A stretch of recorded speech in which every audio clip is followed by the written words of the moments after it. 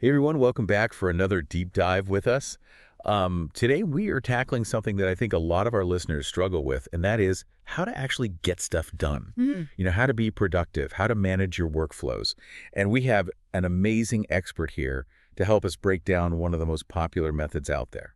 It's funny you should say that because Kanban is something that we often associate with, tech startups, Silicon Valley, all that jazz, but its roots are about as far from that world as you can imagine. Okay, now you got to spill the beans. Yeah. What on earth does Kanban have to do with anything but tech? Picture this 1940s Japan Toyota factories. They were on the cutting edge of something revolutionary at the time, just-in-time manufacturing, and Kanban was the secret sauce. Just-in-time manufacturing. So are we saying Kanban is like the OG productivity hack? In a way, absolutely. See, Toyota realized that churning out cars based on, forecasts and guesses, well, that was a recipe for waste and inefficiency. So they flipped the script. They decided to let actual customer demand dictate production. Okay, so instead of a warehouse full of unsold cars, they were like, let's just make what people actually want when they want it. Exactly. It's Yeah. all about a pull system. Right. Imagine a super efficient buffet, right? Instead of like a mad rush and a bunch of wasted food, you only take what you're going to eat when you're ready. Okay, I'm loving the food analogy here. But how do we go from car factories and buffets to taming my to-do list? How does this all connect? So this demand-driven approach, minimizing waste, that's the heart of what we now call lean manufacturing. And Kanban, with its visual cards to represent work stages, that was essential for making it all flow. So it's like Kanban was the missing piece of the puzzle for Toyota. It was a game changer for them. Fast forward a few decades, and the tech world starts taking notes. By the early 2000s, Kanban starts popping up in software development. And I'm guessing it just snowballed from there. It did. The thing is, those core principles Toyota established, they're timeless. Whether you're building an app, writing a marketing campaign, or even planning a wedding, Kanban can help. Okay, so we've established Kanban has some serious staying power. But for those of us just dipping our toes in, what are the fundamentals? It all boils down to 6 core principles, and don't worry, it's not about a complete system overhaul. So no need to throw out our entire workflow and start from scratch. Not at all. It's more about working with what you've got, smoothing out the bumps along the way. It's evolution, not revolution. Okay, that's reassuring.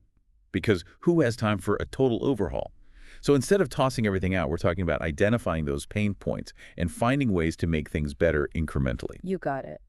And one of the most powerful aspects of Kanban is its emphasis on empowering people at all levels.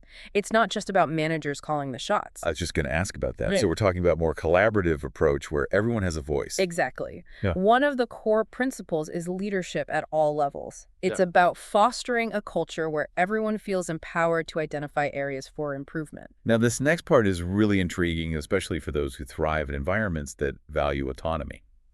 Kanban is all about managing the work, not the workers. What does that look like in a practical sense? So instead of someone breathing down your neck every step of the way, you get to choose tasks based on what needs doing. You prioritize your workload based on the team's goals. It's about trusting people to manage themselves and use their skills where they're most needed. Exactly. And that's a powerful thing. Okay, I'm starting to see why this resonates with so many people. But how do we go from these principles to actually putting Kanban into practice? That's where the 6 key practices come in. They're the actions we take to bring those principles to life. And it all starts with getting visual. Time to break out the sticky notes. Well, you certainly can. But jokes aside, the first practice is visualizing your workflow. It's about creating a clear visual representation of each step in your process. So we're talking about taking those tasks that are swimming around in our heads or buried in our inboxes and actually putting them up on a wall where we can see them. Exactly. It's like creating a real-time roadmap for your work. And, it could be a physical board with sticky notes, but these days there's some really cool digital tools that let you track progress even across teams and time zones. Okay, so we've got our work visually mapped out. What's next? How do we bring some order to the chaos? Well, most of us are expert multitaskers, right? Yeah. But let's be honest, it doesn't always make us more efficient. It's like that saying, a jack of all trades is a master of none. Right. And that's where the second practice comes in limiting work in progress, or WIP for short. Okay, so the art of saying no to multitasking, even when it feels counterintuitive? Exactly. By setting limits on how many tasks can be in progress at any given time, you force focus. It's like that saying, chase 2 rabbits catch. Neither Kanban says, focus on 1 rabbit at a time and you'll have dinner a lot quicker. I appreciate a good visual, especially when there's food involved. Seriously, limiting WIP. It's about being intentional with our progress, not just being busy for the sake of being busy. 100%. Now, imagine that focused work flowing smoothly, like a well-choreographed dance. Okay, I like where you're going with this. That's where the third practice comes in managing flow. So no more work piling up in one column while another one sits empty? Exactly. Managing flow is about identifying and addressing bottlenecks as they emerge. Think of it like keeping traffic moving smoothly on your Kanban board, making sure nothing gets stuck for too long. I'm starting to see how all these practices work together. Visualization gives us the overview, limiting. WIP keeps us focused. And managing flow ensures everything moves along smoothly. What else do we need to keep in mind? Well, even with the best laid plans, things can still go haywire without clear communication. And that's where the fourth practice comes in, making process policies explicit. So no more assuming everyone's on the same page about how things should work. Right. This is about clearly defining and documenting each step in the workflow. Who does what, when, and how. It minimizes confusion, reduces errors, makes sure everyone's working from the same playbook. Okay, makes sense. But even with a solid playbook, there's always room for improvement, right? Absolutely. And that's where the fifth practice comes, in feedback loops. Kanban encourages regular check-ins and retrospectives where the team can, take a step back, reflect on what's working, what's not, and how to improve. So it's not just about powering through tasks. It's about pausing to reflect and adjust along the way. Exactly. Regular feedback loops help you catch issues early on, identify areas for improvement, and make sure everyone feels heard. This is resonating with me so much. I'm definitely someone who tends to just put my head down and go, go, go.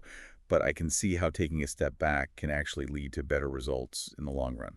It's a shift in mindset for sure, but a powerful one.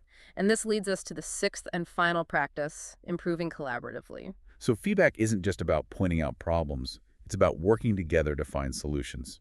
Absolutely. Kanban is about harnessing the collective intelligence of the team. Everyone is empowered to contribute ideas and be a part of the solution. Now, that's the kind of work environment I want to be a part of. But let's shift gears a bit. I know our listeners, they're all about practical application.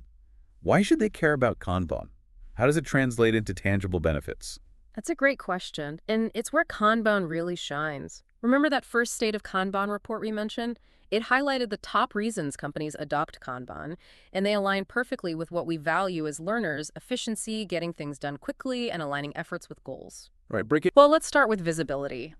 Ever feel overwhelmed by a flood of emails and tasks, unsure where to even begin? Kanban's visual workflow that can bring some serious order to that chaos, freeing up your mental energy for what matters. Everyone knows what's happening, what's stuck, and what needs attention. So no more tasks slipping through the cracks or important deadlines getting lost in the shuffle. Exactly. And when you can see those bottlenecks clearly, you can address them quickly, which brings us to faster delivery. Think about how satisfying it is to check things off your to-do list ahead of schedule. Kanban helps you make that a consistent reality. Sounds like a recipe for reduced stress and increased productivity. But it's not just about speed, is it? It's about making sure those efforts are aligned with the bigger picture. You nailed it. One of Kanban's superpowers is its ability to connect strategy to execution. When everyone can see how their work contributes to the team's or even the company's goals, it creates a sense of purpose and reduces the chance of wasted effort on tasks that don't truly move the needle. Now, I know some of our listeners might be thinking, this sounds a lot like Scrum, which I've heard of. And they're not wrong. There are definitely some similarities. Right. But there's a crucial distinction we should make here. Right. It's not really a case of Kanban versus Scrum. It's more like choosing the right tool for the job. Kanban is a method, a flexible set of guidelines you can adapt to your needs. Scrum is a more structured framework with specific roles, events, and timelines. So how do you know which one is right for you? It depends on your context. Kanban is fantastic for continuous flow. Think content creation or customer support, where work arrives nonstop. Scrum, with its fixed sprints, suits projects with a defined beginning and end like software development. That makes a lot of sense. And here's where it gets even more intriguing. Kanban isn't just for individual teams. It can be scaled up to manage entire portfolios of work across an organization. Portfolio Kanban, they call it. It's true. Imagine taking those core principles, visualization, limiting WIP, continuous improvement, and applying them to a much larger scale. That's Portfolio Kanban in a nutshell. So instead of just managing tasks on a team board, we're talking about overseeing initiatives, projects, maybe even entire product lines. Exactly. Portfolio Kanban provides that bird's eye view, helping organizations connect their strategic goals to the day-to-day work happening across teams and departments. Okay, I'm convinced. For our listeners ready to give Kanban a go, where do they even begin? It can seem a bit daunting to implement, especially if you're starting from scratch. You're right, it can feel overwhelming if you try to do too much at once. The key is to start simple and gradually build from there. No need to boil the ocean on day one. So baby steps it is. But where do those baby steps lead? What does actually building a Kanban workflow look like? Think of it like assembling a jigsaw puzzle. You wouldn't try to force all the pieces together at once. You start by finding the edges right. Okay, I can see where you're going with this. What are the edges of our Kanban puzzle? The first step is defining your starting and ending points. What triggers a work item to be considered in progress, and what defines it as truly done. These are your boundaries. So let's say our listeners are working on a content creation workflow. Would it be something like content idea requested as the first step and content published as the final? Perfect example. Once you've got those bookends in place, you can start filling in the steps in between. Which brings us to step 2, outlining those in-between steps. This is where we get into the nitty-gritty of how work actually flows. And this is where your Kanban board really comes to life. Each step in the process gets its own column, creating that visual roadmap we talked about. Now, how granular do we need to get with these steps? Is there a risk of overcomplicating things with too many columns? That's a great question, and it leads us to step 3, determining the right level of detail. You want enough granularity to be helpful, but not so much that it becomes overwhelming. So find that sweet spot between too much information and not enough. Any tips for striking that balance? A good rule of thumb is to only include steps that happen consistently. If a task is a rare bird, don't create a whole column for it. Okay, so we've got our starting point, our ending point, and a clear picture of the steps in between. What's next? Now here's a pro tip that can save you a lot of headaches down the road. Leave a buffer column or two. A buffer column, is that where we store our emergency chocolate for when things get stressful? Asking for a friend. I fully endorse having emergency chocolate on hand. But in this case, buffer columns represent the inevitable pauses or dependencies that happen in any workflow. So let's say we're waiting on client feedback or design approval. Exactly. By adding a waiting on or approval column, you create a more realistic picture of how work actually flows and avoid tasks getting stuck in limbo. All right, buffer columns, got it. What's next on our Kanban setup checklist? Step 5 is all about understanding the shape of your workflow. Is it mostly linear, where work flows from one step to the next in a straight line? Or is it more collaborative, with different teams or departments involved at different stages? So if we go back to our content example, it might start with the marketing team requesting the content, then move to the writing team, over to design for visuals, and finally back to marketing for publishing. That's a great example of a more collaborative workflow, and your Kanban board can reflect that. You can use swim lanes to visually separate those different streams of work, like lanes on a highway, preventing them from crashing into each other. Love the visual. And that brings us to our final step, right? What's the last piece of the puzzle? This one is crucial, and it's something we've touched on throughout our dive of continuous improvement. So setting up our Kanban board isn't a one-and-done situation. Not at all. Think of it like tending a garden. You need to water it, weed it, and make adjustments along the way to help it thrive. Your Kanban workflow is the same way. Okay, I'm all for continuous improvement, but what does that actually look like in practice? Got any tips for our listeners who are ready to roll up their sleeves and start optimizing? Absolutely. One powerful technique is gradually lowering your WIP limits. Remember how we talked about limiting the number of tasks in progress at any given time? Right, the whole don't juggle too many balls concept. Well, by gradually lowering those limits over time, you force your team to focus, identify bottlenecks more quickly, and ultimately get work done faster and more efficiently. It's like turning up the pressure a bit to see where the weak points are. Once you've identified them, you can adjust your board to reflect those changes, right? Exactly. Your Kanban board should be a living, breathing reflection of your workflow.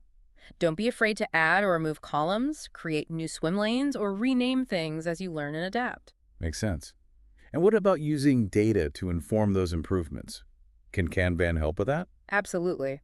Most digital Kanban tools have built-in analytics that can provide amazing insights into your workflow. So we're talking about tracking things like how long it takes for tasks to move through the system, where the bottlenecks are, and how much work we're actually getting done. Exactly. Pay attention to those cycle times, lead times, and your overall throughput. This data can tell you a lot about your team's efficiency and pinpoint areas for improvement. Now, before we wrap things up, I think it would be helpful to do a quick rundown of essential Kanban terms. We've learned a lot of jargon around today. Let's make sure everyone's feeling confident about the lingo. Great idea. Let's start with the basics. A Kanban board is that visual representation of your workflow divided into columns representing the stages of a task's life cycle. And those tasks are represented by Kanban cards, which can be physical sticky notes or digital cards within a software tool. Each card contains all the essential details about the task. Right. Those columns on the board are often further divided into swim lanes to represent different teams, departments, or types of work. We also talked about cycle time, which is the amount of time it takes for a task to move from in progress to done. Whereas lead time is the total amount of time a task spends in the system from the moment it's requested to the moment it's completed. And then we have throughput, which is a measure of how much work is actually getting done over a specific time period. And finally, those WIP limits we keep mentioning, those are the constraints we put in place to prevent bottlenecks and encourage focus. And there you have it, a crash course in Kanban terminology. It might seem like a lot to remember, but trust me, it becomes second nature once you start using Kanban in your own work. So as we reach the end of our Kanban deep dive, what's the one key takeaway you want to leave our listeners with? Kanban is a journey, not a destination. It's about embracing a mindset of continuous improvement, experimentation, and adaptation. Don't be afraid to start small, make mistakes, learn from them, and keep iterating until you find what works best for you and your team. Such great advice. A huge thank you to you for sharing your expertise with us. And to our listeners, we hope you found this deep dive valuable. Until next time, happy organizing.